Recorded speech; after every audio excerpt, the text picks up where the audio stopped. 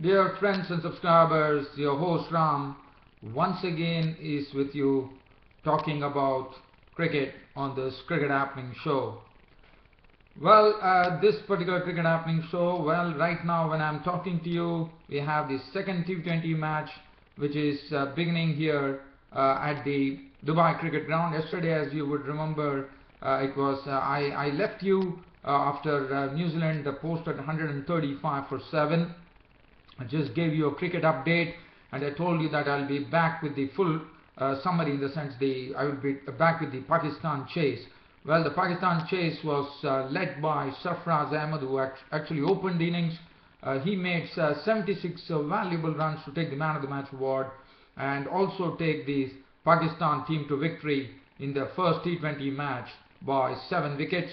And while I'm talking to you, the second T20 match is about to begin here in Dubai, and the news that I have from the center here at the Dubai International Cricket Ground is Pakistan have won the toss and is going to bowl.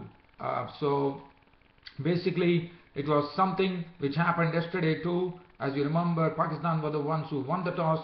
They put in New Zealand into bat, and today too we are having a similar situation where the luck of the toss has gone with the Pakistan captain Shahid Afridi. So he wins the toss and he has decided that he is going to insert New Zealand first. So it's an identical situation. Now the news that is coming up, I'll just tell you the changes as I'm watching them right now. Pakistan have made 2 changes in the squad. In fact, yesterday Mohammad Irfan, who bowled brilliantly, has been rested.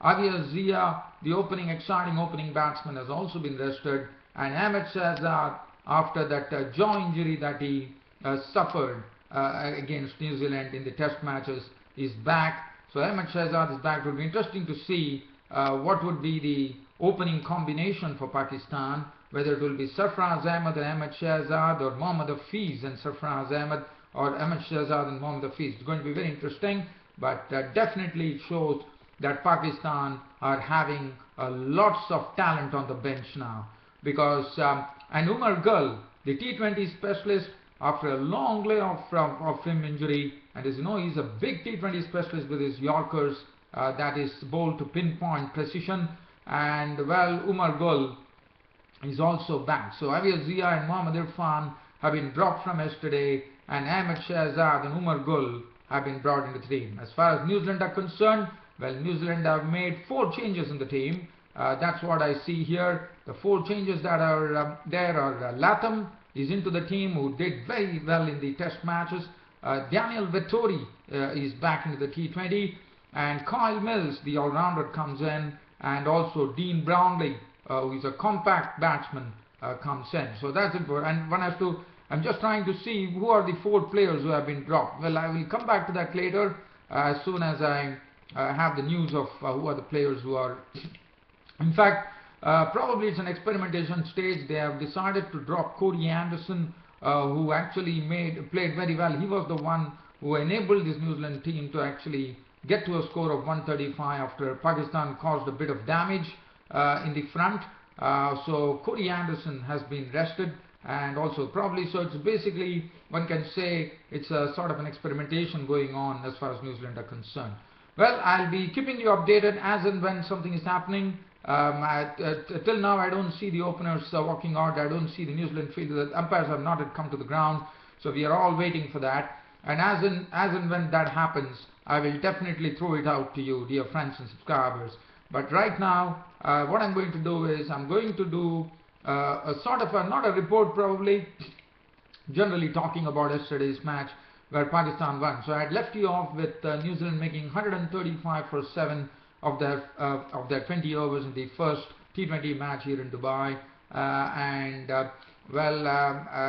As far as the Pakistan chase was concerned, it didn't. The Pakistan chase started off with Sarfraz Ahmed, as I said, pitchforked as an opener. Now, Sarfraz Ahmed, and the reason that he was pitchforked as an opener is because of Ahmed Shahzad not being there. So Sarfraz Ahmed came down as an opener. Avia Zia was the excited opening partner along with him, and both of them put on a decent 50-run partnership in 8.1 overs. But what was good to see was Sarfraz Ahmed was beaten a couple of times, but then he decided that he is not going to allow any of the bowlers to really be sitting in a sense. He was not going to allow any of the New Zealand bowlers to really settle in. So Sarfraz Ahmed started, and one of the strokes that he played was a real beauty. I mean, he was on the front foot. You saw that. I thought it was Matt Henry, the debutant bowler yesterday in the T20 match. He was actually bowling well, and Sarfraz Ahmed saw that if he allows Matt Henry to settle, he would be probably be kept down by the bowler. So what he did is actually, like a spinner, he came down on the front foot on bended knees. He actually hit a six of the bowling of Matt Henry, and after that he also picked up McClanahan and put him for a six, and he also hit some beautiful boundaries. And Sarfraz Ahmed, as we know, today Waqar Yunus has already mentioned that he has been given the license to kill, and that's what he precisely has been doing. And as I said, Sarfraz Ahmed has been definitely a big revelation to this Pakistan team, because not only is a wicket keeper, he's also the opener. He can get you quick runs. He plays according to the needs of the situation, and I think Pakistan have definitely unearthed a wonderful batsman in the form of Sarfraz Ahmed. I mean, look at him. I mean, he has been scoring runs by the dozen here, and Sarfraz Ahmed suddenly, I mean, he was flowing into action. Obviously, Zia was the first one to go, as he was run out after making 20 of. Obviously, I wouldn't say he looked pretty confident in his stroke making, but nevertheless he contributed 20 runs of 21 balls with 2 fours before being run out from a Dave-Sitch-McCullum combination. So that was the first wicket to go, but 51 runs were added in 8.1 overs. So basically in 49 balls they added 51 runs. Mohammad Hafiz walked in, and Mohammad Hafiz was an early goner as he was run out by Luke Cronchi for 2, which made the score 60 for 2. And then Harry Sohail came in, contributed 11 runs along with Sarfraz Ahmed, but then McClanahan picked up his wicket, getting him caught by McCullum for 11 of 12 deliveries with 1-4, and Pakistan were 97 for 3 at that stage in the 15th over. Still they had around 33 balls still left, and still there was a lot of things to do. I mean, the score was 97, but only 38 runs required. But Sarfraz Ahmed was there at the crease. But well, Sarfraz Ahmed was there at the crease. Umar Akmal, who came in at the fall of Harry Sohail's wicket, well, he showed his attacking instincts absolutely clearly when he came to the crease. As in one particular over, I think it was of,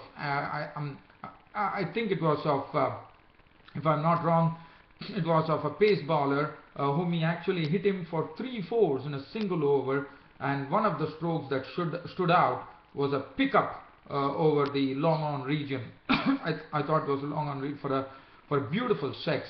And Umar Akmal, well, he meant business right from the word go, as he contributed an unbeaten 27 of 14 deliveries with 3 fours, and Sarfraz Ahmed was unconquered, not out on 76 of 64 deliveries with 8 fours and 2 sixes, and Pakistan had romped to victory here by 7 wickets, and thus taking a 1-0 lead in the T20 series.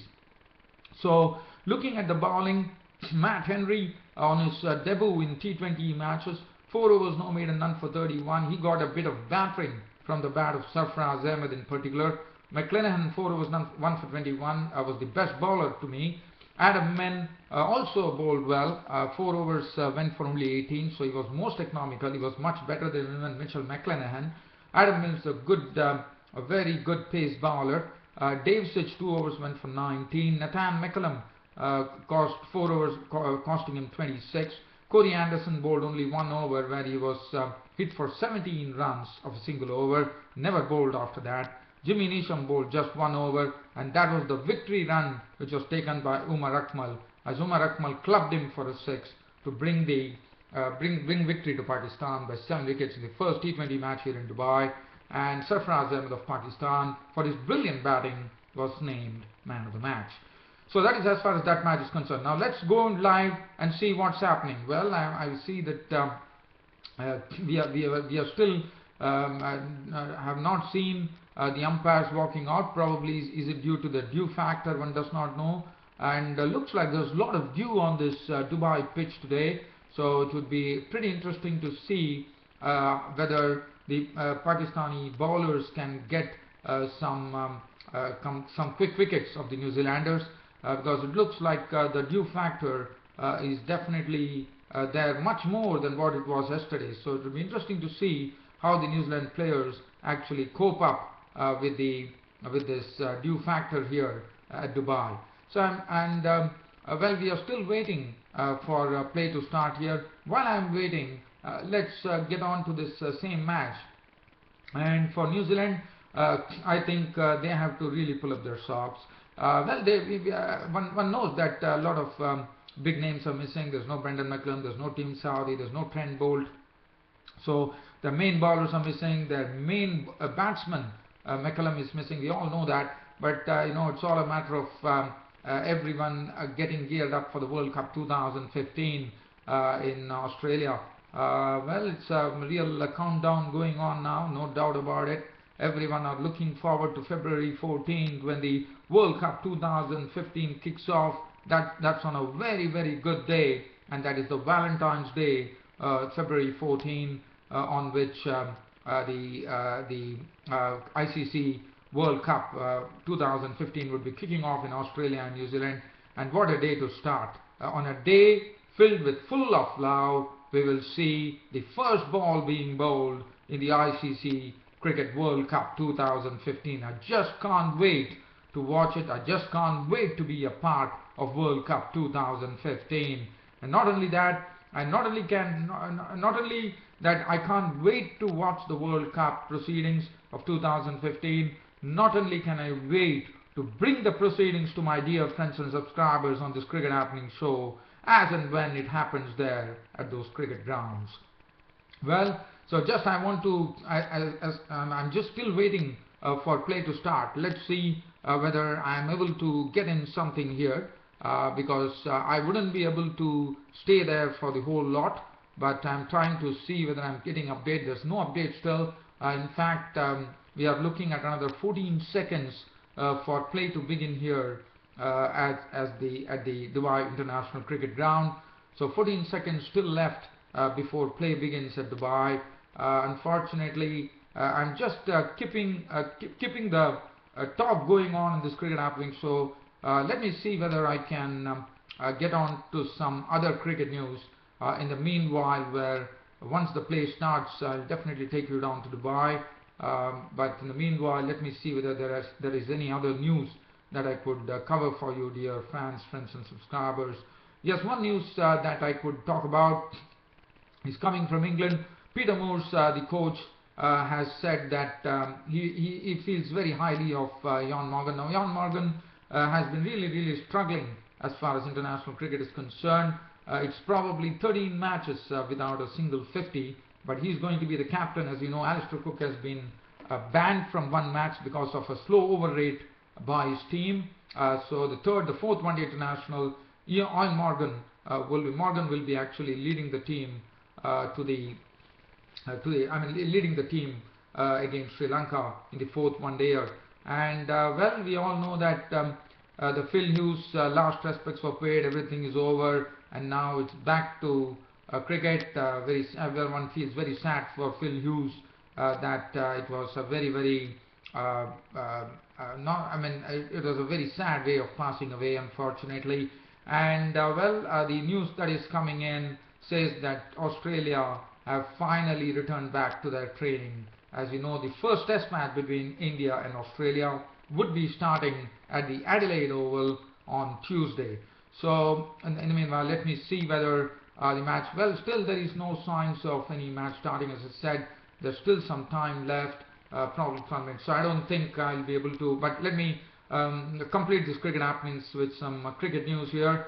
The cricket news, other than that, as you know, Jack Scalise, who has retired now from international cricket, he said he wanted to concentrate on T20. He has been playing for Kolkata Knight Riders in the Indian Premier League. He has offered his services to become a mentor for the Kolkata Knight Riders team.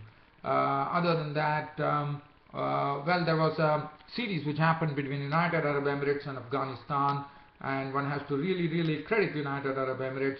As you know, United Arab Emirates are playing in this ICC Cricket World Cup 2015. They are a part of World Cup 2015, and this would give them a lot of confidence because they beat the Afghanistan team in a 3-match one-day series in the United Arab Emirates, where they won the series very convincingly 3-1. It was a 4-match series and they won it 3-1. So that would give them a lot of confidence as they head towards, as you know, both the teams are there for the World Cup, and for the United Arab Emirates, well, this is their second World Cup in their cricket history. As I would remember, the first World Cup that they played, it was way back in 1996, I reckon. I think it was in India, if I'm not wrong. I do remember the United Arab Emirates captain. It was Sultan Zarawani who was the United Arab Emirates captain. And well, so the thing is, United Arab Emirates are looking good. So they have won the series against Afghanistan. And as you know, Afghanistan have been into international cricket for quite a long time. They've been played the T20 World Cup too. So it really gives a lot of credit to United Arab Emirates to have actually defeated Afghanistan in this one-day international series. And as I said, they would go with loads of confidence as they head towards the ICC Cricket World Cup 2015. So finally, I'm going to once again have a peek at Dubai and see what is happening. Well, dear fans, subscribers, unfortunately there's nothing happening. I'm going to leave you by saying that I will be back with this full match report. Probably not a full match report. Probably I'll be giving you a brief summary. That is on Saturday. As you know, on Saturday I do a late night cricket show because of my office duties. So basically, you'll be seeing me talking about the second T20 match between New Zealand and Pakistan. And for New Zealand, it is very imperative that they pull up their socks today in the second T20. And it will be very interesting to see how the New Zealanders go, because with some with some dew on the pitch, it would be a real examination as far as the New Zealand batsmen are concerned against the Pakistani bowlers, and especially considering that the T20 specialist Umar Gull is back in the mix. Well, dear fans, friends, subscribers, that really leaves me to say goodbye to you all, dear friends and subscribers. And as I again repeat, tomorrow being Saturday, it's my customary late night cricket show, cricket happenings on Saturday. Until then, it's goodbye for the day. Enjoy.